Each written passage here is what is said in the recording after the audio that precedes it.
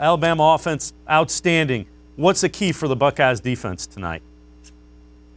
Limit big plays and pressure Mac Jones. Mac Jones has been sacked 11 times this year, and they've played 12 games. That's because if Ohio State has one of the best offensive lines in the country, well, Alabama has the best offensive line in the country. They've got the Outland Trophy winner at left tackle, and they've got the Remington winner at center, but he won't be playing tonight, so that's less of an issue. I think, obviously, there have been rumors about what defensive linemen will and won't be playing.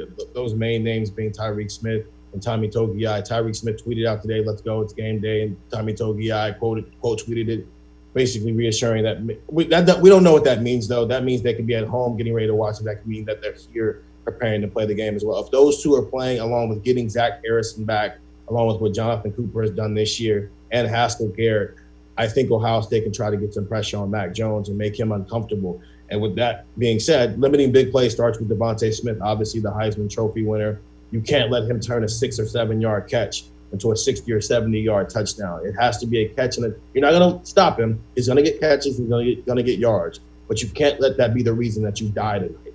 And that starts with Shaun Wade, and it extends to Sevyn Banks and Marcus Williamson, and then the safeties, Lathan Ransom and Josh Proctor as well. When you look at this, do you get the sense this might be the type of game where the defense that comes up with a couple key stops is the one that ends out coming on top? Yeah, I picked a score of 55-50, and I know that's crazy high. 105 points in a football game is ridiculous. That's almost a Big Ten basketball score. But the point I was trying to make is this is going to be a shootout, and it might come down to who gets a random turnover or who gets to put together 2 straight 3-and-outs that the other team takes advantage of and turns into 14 points themselves. That's neither one of these teams have elite level defenses. They have elite level offenses, which is what's going to win championships nowadays. The whole saying of defense wins championship, that's irrelevant. That doesn't make any sense anymore. Offensive players are too skilled, and that's across every sport.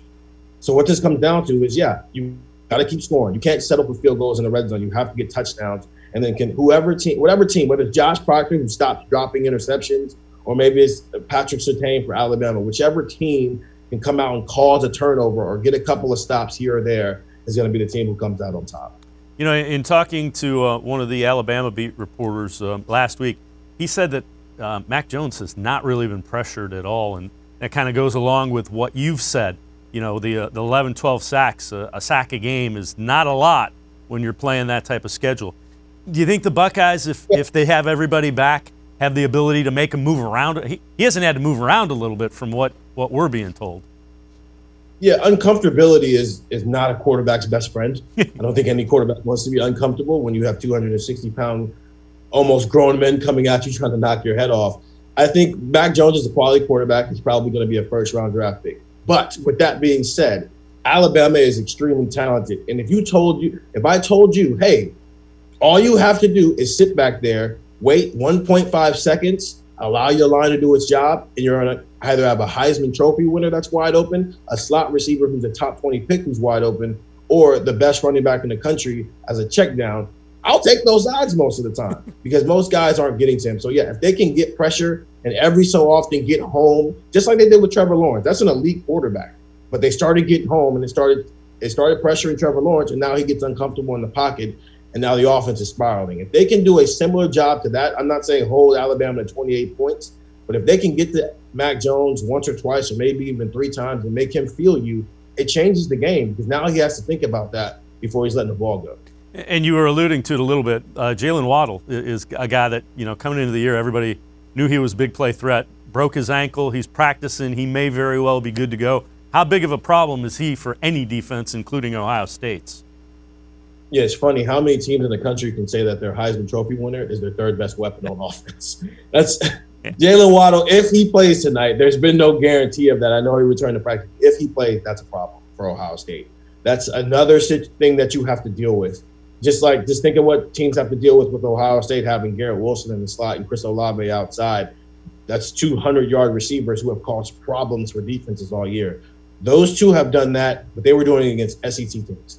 And so if Jalen Waddle is back and Devontae Smith, the way he's playing, I do think it becomes more of a, once again, limit the big plays. Bend, don't break. Let them, let them get a couple jabs in, but don't let them two be the reason you die. You have to. It becomes more important to get pressure on Mac Jones because as great as those wide receivers are, the quarterback can't get the ball to him, it doesn't matter. And again, Waddle practicing. They're not sure that he's going to play. That'll go right up till game time. He'll probably run around, see how he feels, and we'll see if he gets cleared.